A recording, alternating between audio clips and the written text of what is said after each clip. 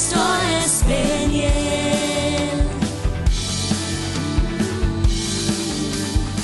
Esto es Peniel.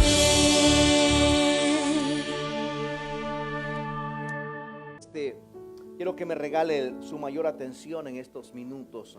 Hay una palabra que Dios depositó en mi espíritu y creo que va a ser de mucha edificación para todos en esta mañana. Y si usted puede entrar al Facebook Facebook y poder compartir esa palabra, le invito a que lo haga. Solo ponga en silencio su teléfono. Sé que Dios, amados, nos está dando hay un break que Dios está haciendo en este último tiempo, porque su venida, amados, está cerca. Dígale al que está a su lado: Cristo viene pronto. Cristo viene pronto. Jesús, amados, antes de Él ascender nuevamente a los cielos, el Señor Jesús preparó a los discípulos, preparó a la iglesia, los preparó para la misión que ellos iban a cumplir. Y mire, el mismo Jesús, dice el libro de Filipenses capítulo 2 versos 6 al 7, el cual siendo en forma de Dios, no estimó ser igual a Dios como cosa a que aferrarse, sino que se despojó a sí mismo, tomando forma de siervo, hecho semejante a los hombres. En el libro, amados, de Juan capítulo 1 verso 17 al 18, dice la palabra: pues por la ley de Moisés fue dada. Pues la ley por Moisés fue dada, pero la gracia y la verdad vinieron por medio de Jesucristo. Dios siendo hombre, amados, para poder establecer su reino y poder impartir, traer salvación a la humanidad. A Dios, dice la palabra, nadie le vio jamás. El unigénito Hijo que está en el seno del Padre le ha dado a conocer. En el capítulo 14 quiero establecer estos fundamentos para entrar a lo que el Señor ha puesto en mi corazón. En el libro de San Juan, en el capítulo 14, verso 8 al 10, dice: Felipe le dijo: Señor, muéstranos al Padre y nos basta. Jesús le dijo: tanto tiempo he estado con vosotros y no me has conocido, Felipe. Ya han pasado, porque lo que Jesús está haciendo con ellos ya está en la recta final del ministerio. Está pronto, amados, para ser crucificado. Entonces Jesús le dice: el que me ha visto a mí, ha visto al Padre. ¿Cómo pues tú dices: muéstranos el Padre? ¿No crees que yo soy en el Padre y el Padre en mí? Las palabras que yo os hablo, no las hablo por mi propia cuenta. La conexión que Jesús tenía con el Padre era poderosísima. Por eso él decía: en los negocios de mi Padre a mí me conviene estar. Las largas noches que él pasaba en oración, en la conexión con el Padre, él decía que no se haga mi voluntad hasta el último momento, cuando él ya casi va a la cruz. En el monte del Getsemaní, él dice que sino que pase de mí esta copa. Pero llega el momento, dice, pero que no se haga mi voluntad. Porque él no vino a cumplir su propia voluntad, él vino a cumplir la voluntad del Padre. Entonces Jesús, amados, comenzó a hablarle y a preparar a los discípulos. En el verso 11 le dice Jesús: créeme que yo soy en el Padre y el Padre en mí. Y de otra manera, créeme que por las mismas obras, de cierto os digo, que el que cree en mí, las obras que yo hago, él las hará también. Y aún mayores hará, porque yo voy al Padre. Y todo lo que pidieres al Padre en mi nombre, él lo hará, para que el Padre sea glorificado en el Hijo. Y si algo pidieres en mi nombre, yo lo haré. Jesús preparando, amados, a los discípulos, preparando al equipo que iba a continuar el ministerio después de su ascenso al cielo, metiendo la palabra en los lugares. Y él les dice: si ustedes mantienen una comunión con el Padre, mantienen una comunión. Por eso cuando Jesús un día pregunta: ¿quién ustedes creen que yo soy? Todos dijeron: tú eres Elías. Y le comenzaron a decir, pero el único que había empezado a tener una relación con el Padre es Pedro. Y le dice: tú eres el Hijo del Dios viviente. Por eso cuando Jesús es llevado al cielo, después de la muerte y crucifixión y resurrección, amados, el único que comienza a hacer milagros gloriosos, poderosos, es Pedro. Porque con la sombra de Pedro, dice Hechos, se sanaban los enfermos. Algo glorioso comenzó a suceder en la vida de Pedro, porque se activó lo que Jesús le dijo a él. Por eso, amados, en el libro de Marcos, en el capítulo 9, Jesús hace una de las enseñanzas más magistrales que podemos ver nosotros en los evangelios. En el capítulo 1, Jesús dice la palabra que tomó a Juan, a Pedro y a Jacobo y se los llevó al monte a orar. Los otros discípulos quedaron abajo, quedaron en las plazas, pero él se lleva a 3 y en ellos dice la palabra, si usted lo lee, Marcos capítulo 9 verso 1, dice que Jesús entra en esa reunión y se transfiguró y se le apareció Elías y se le apareció Moisés. 2 hombres que hicieron estragos en el mundo espiritual. Y en esa aparición estuvieron hablando, dice la palabra, acerca de lo que le venía a Jesús, el cierre del ministerio. Ese cierre poderosísimo. Después de esa gloria tan poderosa, tan espectacular, Jesús desciende y se reúne nuevamente con los 9. Y dice la palabra en el capítulo 9, verso 14 al 15, cuando llegó a donde estaban los discípulos, vio una gran multitud alrededor de ellos, escribas que disputaban con ellos, y enseguida toda la gente, viéndole, se asombró y corrieron a él y le saludaron.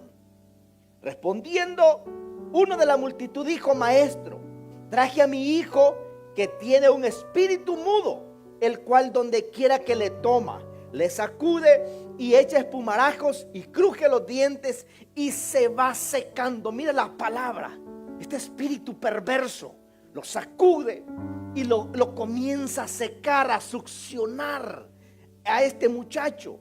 Y dice la palabra: y dije a tus discípulos que le echasen fuera y no pudieron. Respondiendo él les dijo: oh generación incrédula, ¿hasta cuándo estar con vosotros?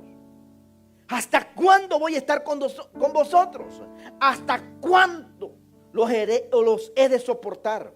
El verso 20 dice: y se lo trajeron, y cuando el espíritu vio a Jesús, sacudió con violencia al muchacho, quien cayendo en tierra se revolcaba echando espumarajos. Jesús preguntó al padre: ¿cuánto tiempo hace que le sucede esto? Y él dijo: desde niño. Mire la palabra, desde niño. Y muchas veces le echan en el fuego y otras en el agua.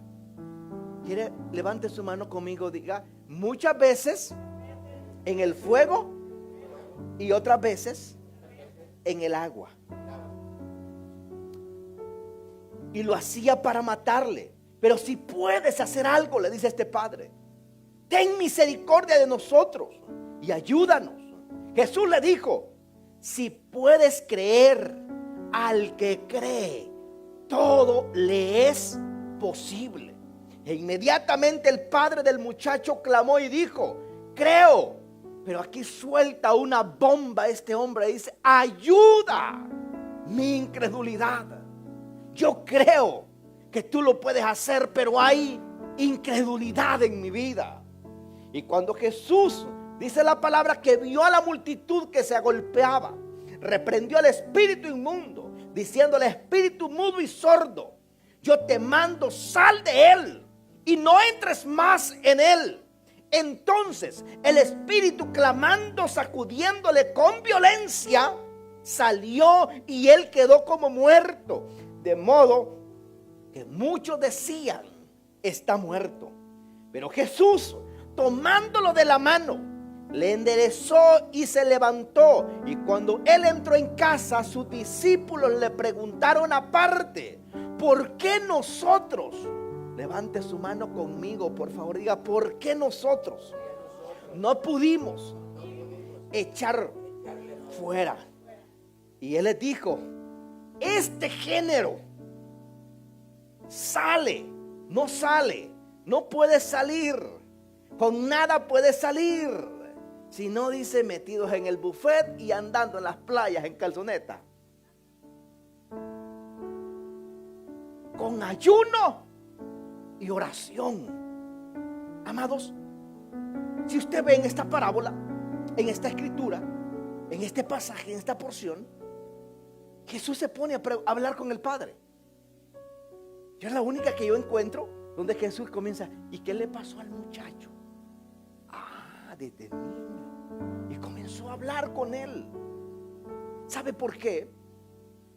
Jesús viene de estar transfigurado de tanta gloria que él está viendo, que él está recibiendo.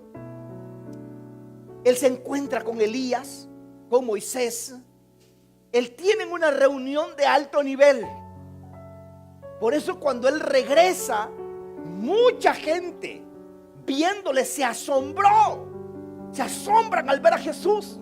Los discípulos están discutiendo con los saduceos. Los saduceos le dicen: a ver, si tienen poder, saquen a ver el demonio de este muchacho. Ustedes no tienen nada.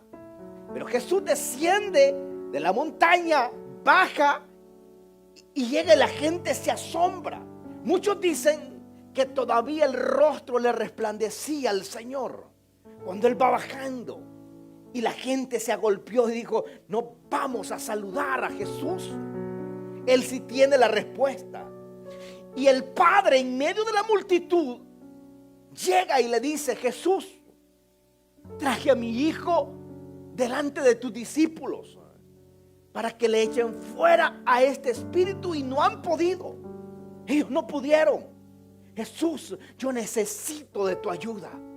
Yo necesito que tú hagas algo. Porque mi hijo, le dice él, tiene un espíritu mudo. Hay un espíritu que lo atormenta. Y donde quiera que lo encuentra, busca la manera de asesinarlo, sea en el fuego o sea en el agua. Pero yo necesito que hagas algo. La angustia, amados, inexplicable de alguien que busca solución para un problema de una familia. Porque llega un momento que solo Jesús lo puede hacer. ¿Cuántos médicos visitó este hombre? ¿Cuántos lugares le dijeron: ve con fulano que te va a ayudar? Ve a tal ciudad que va a haber solución. Pero llega el momento de este hombre que está desesperado. Dice la Biblia que era su único hijo. Era suficiente trabajo que él tenía, atender a este muchacho. Y él está ahí. Él encuentra la esperanza y dice: bueno, los discípulos de Jesús me van a ayudar. Porque cuando leemos, amados, esta parábola o este pasaje se encuentra en Mateo, y se encuentra en Marcos y en Lucas. Y nosotros vemos en Mateo que dice la palabra que en el versículo 1 dice la palabra que Jesús dice que les dio poder a ellos para echar fuera demonios, para hollar serpientes y escorpiones, y los envió a predicar el evangelio. Los envió, y ellos, dice la palabra, que regresaron gozosos de esa misión que Jesús les dio. Regresaron contentos, pero ahora se encuentran en un problema que dice: pero ¿por qué, Jesús? ¿Cuál es el problema que no pudimos nosotros? Y este hombre se encuentra en una gran preocupación, se encuentra en una ansiedad profunda. Y él dice: ya todo está jugado, ya no hay nada que hacer. Los hombres poderosos que anduvieron haciendo milagros hicieron a otros, pero con mi hijo nada se puede hacer. Amados, es la situación que vive mucha gente hoy en día. El dolor que vive mucha gente hoy en día, donde se le abre la puerta a la duda, se le abre la puerta a la incredulidad. Por eso cuando Jesús llega y le dice: oh generación incrédula, generación incrédula, ¿hasta cuándo os he de soportar? Amados, si hay algo que impide que la gloria de Dios se manifieste, es la incredulidad. Es cuando divagamos en dos pensamientos. Es cuando claudicamos en dos pensamientos. Cuando creemos en el poder de Dios, pero dudamos que se manifieste en nuestras vidas. Cuando creemos en el poder de Dios, pero dudamos que seamos los candidatos. Cuando creemos que Dios ha bendecido a otros, pero dudamos que Dios nos toque a nosotros. Cuando hemos visto la transformación en otros, pero dudamos que algo así nos suceda a nosotros. Y ahí, amados, es la guillotina para que los milagros ocurran en la vida de un creyente. Y Jesús les dice a ellos: les di poder a ustedes. ¿Hasta cuándo voy a estar con vosotros? ¿Hasta cuándo estaré con ustedes?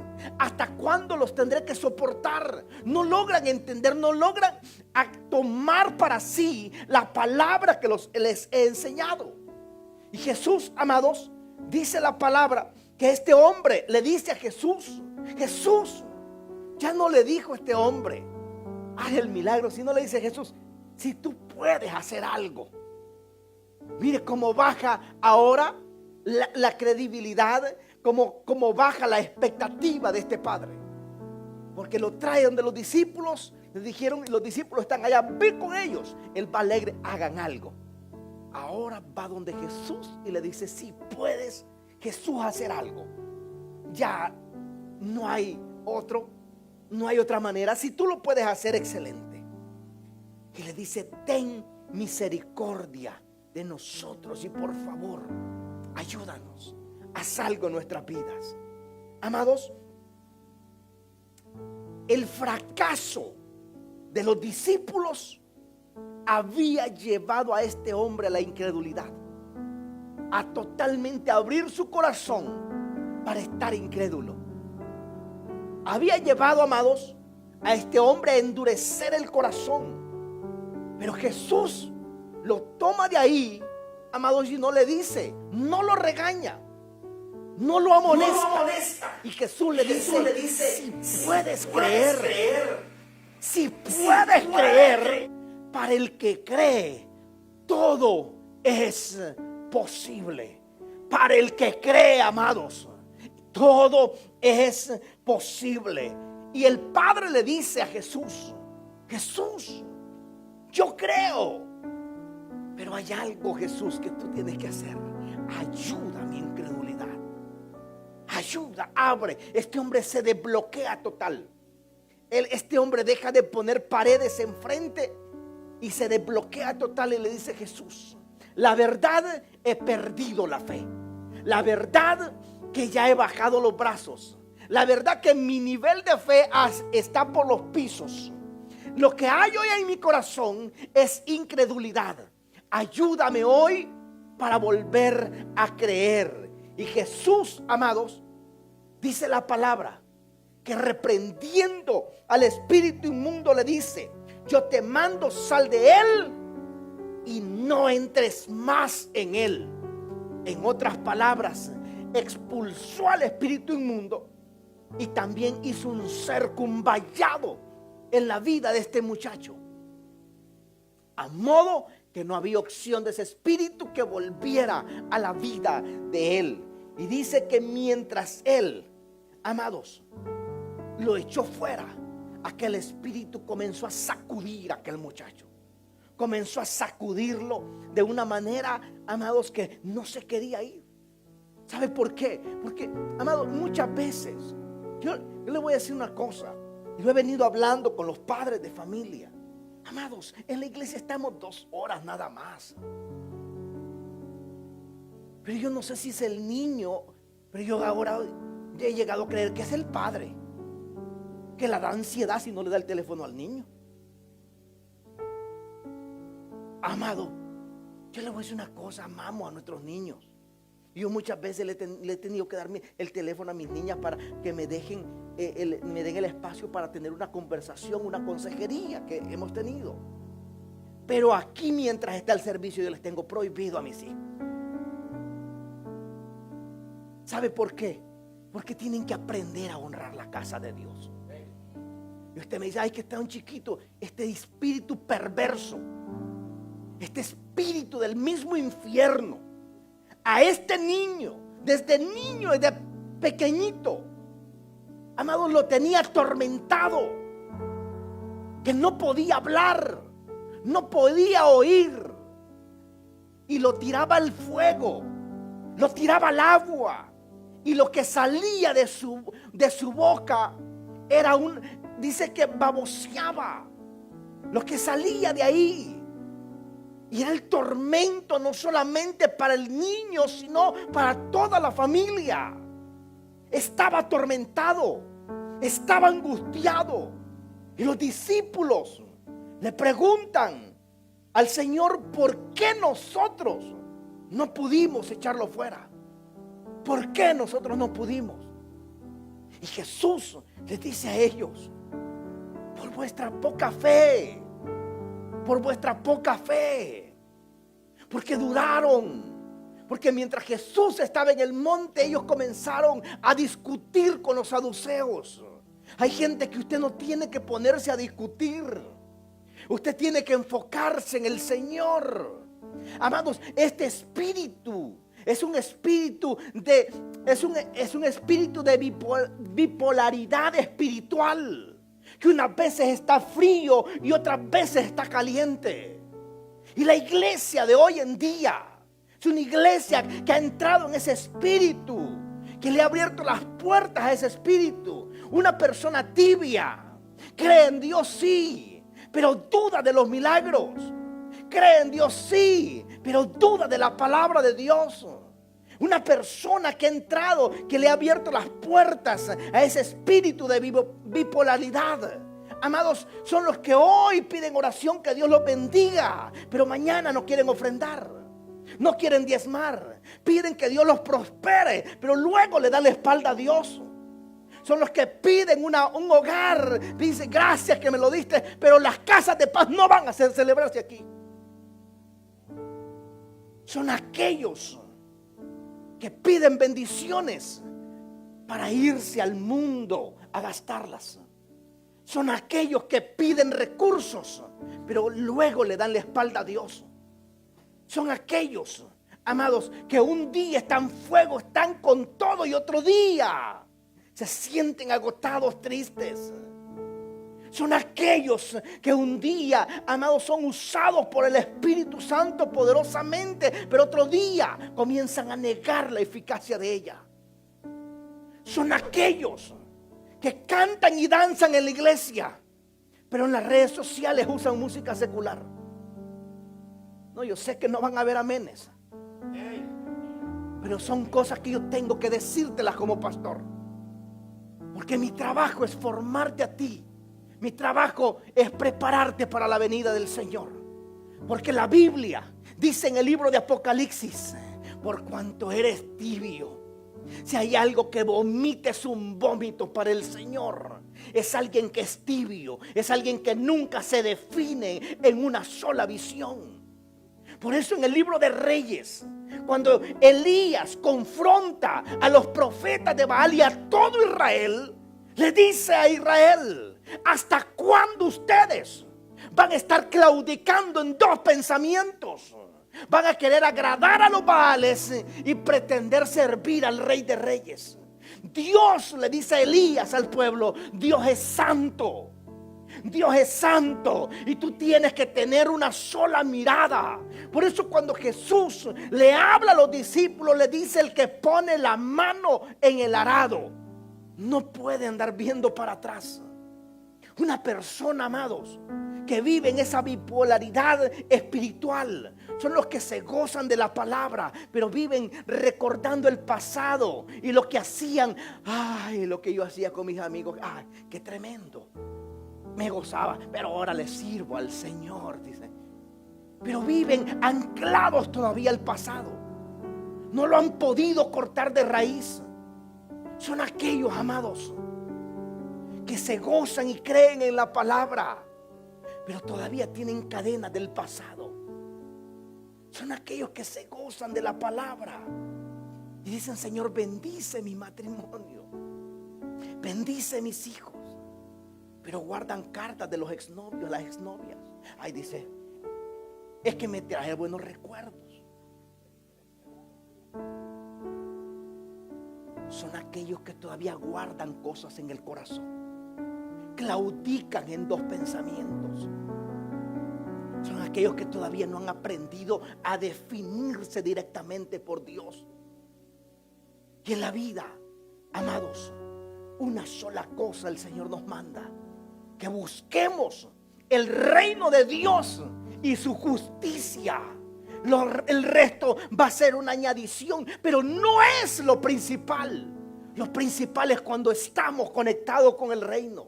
Por eso cuando Jesús baja, se molesta y confronta, no directamente a la multitud, sino a sus discípulos. ¿Por qué se desenfocaron? ¿Por qué? Si ya han tenido la autoridad, ya les fue impartido poder a ustedes, pero ellos comenzaron a querer convencer a otros. Comenzaron, amado, y el comenzar a discutir con otros los desenfocó de la misión que Jesús les había encomendado.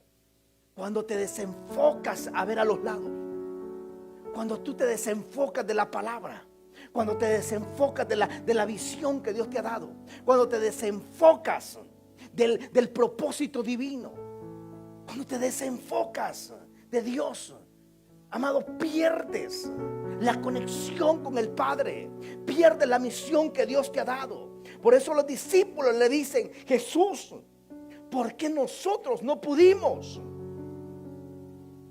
echar fuera este espíritu? Y Jesús, amado, les dice: yo les digo que este género no sale con nada sino con oración y con ayuno. Pero en el libro de Marcos, este fue en el capítulo 9, pero en el capítulo 3 dice la palabra, en el verso 3, capítulo 3, verso 13 al 15: después subió al monte y llamó así a los que quiso, a los que él quiso, y vinieron a él, y estableció a 12 para que estuviesen con él. Miren la palabra, para el equipo de Jesús, y para enviarlos a predicar, y que tuviesen autoridad para sanar enfermedades y para echar fuera demonios. Pero el momento que comenzaron a discutir, el momento que comenzaron a hablar otras cosas, fue el momento que se desenfocaron. Fue el momento que perdieron la autoridad, perdieron el norte, perdieron la brújula. Es el momento, amados. El enemigo es experto en desenfocarte. El momento que el enemigo te desenfoca es el momento que ya tú pierdes el deseo de la oración, pierdes el deseo de congregarte, pierdes el deseo y la pasión por la lectura de la palabra, pierdes el deseo por servir en la obra de Dios y comienzas a claudicar en dos pensamientos. Por eso, amados, si hay algo que nosotros en esta vida tenemos que cuidar, es el enfoque en que nosotros estamos sirviendo a Dios. Que nada te lo impida, que nada te haga claudicar en dos pensamientos, que nada te lo haga. Hay mucha gente hoy en día, y hablaba con un siervo ahorita entrando aquí a la iglesia, y él me decía: Cristo viene pronto. Y hoy hay un sistema del mismo infierno diseñado para distracción, diseñado para distraer, diseñado para hacerte claudicar en dos pensamientos. Hoy en día he conocido gente muy cercana, amigos, que comenzaron a escuchar otras voces y dejaron lo que ellos fueron enseñados de niños para seguir doctrinas extrañas.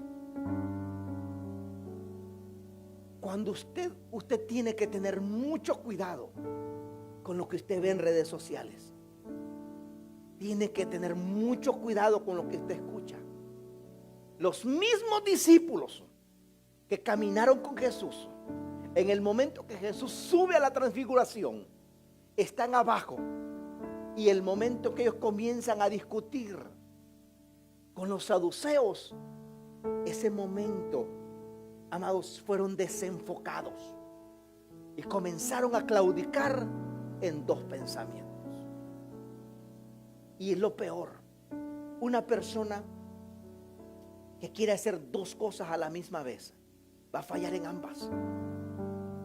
Jesús dijo, puesto los ojos, dice la palabra en Hebreos, puesto los ojos en Jesús, el autor y consumador de la fe.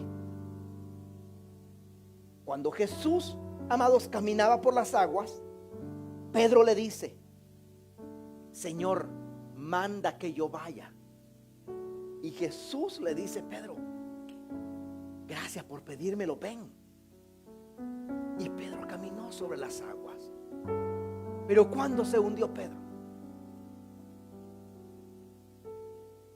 Dice, y viendo la tormenta, viendo los vientos, claudicó en dos pensamientos y comenzó a hundirse él. Ahí, amados, llega el momento de que comienza a perecer.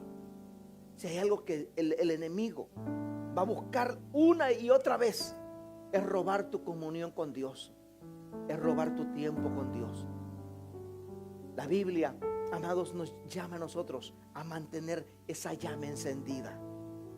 Hay un canto viejo que decía, el poder del cristiano está en la oración. Nunca, hermanos, se sienta tan ocupado para decir no puedo orar. Siempre tiene que haber el tiempo de la oración. Quiero cerrar con esto. Un día el Señor le dice a un profeta que le da una orden poco común, que sin duda ese profeta fue juzgado grandemente por la sociedad, fue juzgado fuertemente aún por su propia familia, porque un hombre que se había guardado y cuidado grandemente. Este es el profeta Oseas. Y Dios le dice, Oseas, quiero que vayas al prostíbulo de la ciudad y búscate a una mujer ramera y por favor cásate con ella. Dios le dice al profeta. Este hombre, un hombre que ha crecido, amados, en la casa de Dios, se ha guardado totalmente toda una vida. Él está esperando quizás casarse con la hija de otro profeta y entablar un matrimonio espectacular. Pero en ese momento la dirección de Dios no fue esa. Ve ahí, y Oseas anda preguntando por las calles, oiga, ¿dónde está el lugar aquel? ¿Cuál? Allá, usted sabe, ¿dónde está algo oscuro?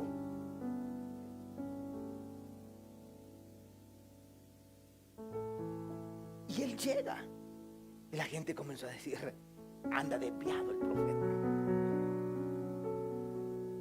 El profeta anda mal. Muchos dijeron, ya no vuelvo a ir a la iglesia, mira lo que anda haciendo el profeta. No, es más, dijeron otros, me voy a descarriar. ¿Qué profeta es este? Y él va, amados, y compra a Gomer, se casa con ella, le da un hogar, le compra ropas espectaculares. Ahora es la esposa del profeta don Oseas. Y Oseas camina contento en las carreteras, juntamente con su flamante esposa. Y él camina y muchos en la orilla, los grupitos de los hombres, hacen sus burlas alrededor de ella y se ríen. Mira, el profeta loco el que se dice profeta, lo que ha hecho, no sabe con qué mujer se metió. Y esta mujer, dice la palabra, que le da 3 hijos al profeta. Tiene 3 hijos con el profeta. Y sabe algo que la Biblia también lo aclara. Y dice, y ninguno se parecía con él. Tuvo ayuditas. Y Gomer tiene un hogar, amados. Un hogar, un esposo amoroso que la cuida, que la ama, que le ha dado dignidad, que le ha dado un nombre.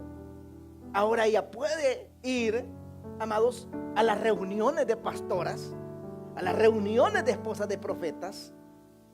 Puede estar en grandes círculos importantes. Pero dice la palabra que también mientras ella estaba en casa, anhelaba estar de donde ella salió. Claudicaba en 2 pensamientos.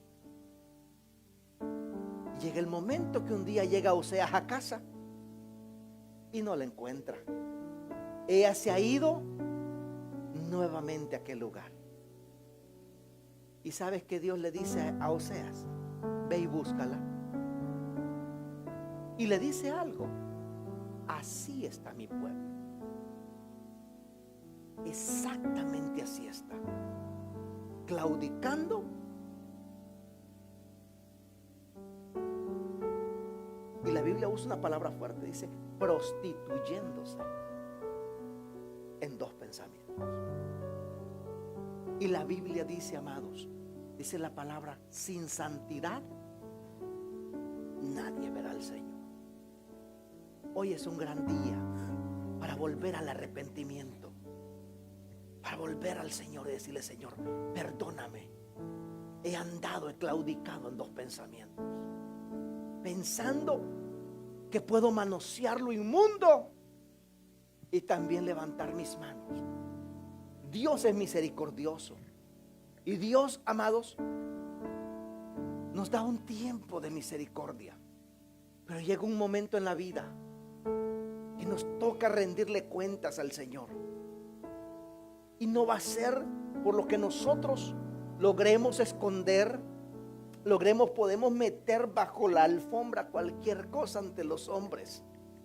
Pero delante de Dios, usted y yo estamos desnudos. La palabra, ¿hasta cuándo claudicaréis en 2 pensamientos? No podemos estar en el fuego ni en el agua. Porque las personas, el creyente que vive en esos 2 fuegos, amado, en esos 2 ambientes, vive seco espiritualmente. Seco espiritualmente. Cuando he estado en ambientes, amado, pecaminosos, y luego viene el tiempo de la oración, lo que más le da sueño, comienza a bostezar, comienza a encogerse, y viendo el reloj ya va a terminar, ya esto está largo y esto está complicado, y cantan mucho y hablan mucho y dicen mucho, porque ha estado claudicando en 2 pensamientos. Pero cuando usted ha estado en el fuego del Espíritu, usted quiere que no termine el servicio. Es más, pregunta, ¿cuándo va a haber vigilia? Porque yo quiero vigilia. Entiende, amados, lo que el salmista decía. Es mejor un día en sus atrios que 1000 fuera de ellos. Póngase sobre sus pies, por favor. Déselo fuerte al Señor. ¡Aleluya! Te has convertido en mi mayor necesidad. Espíritu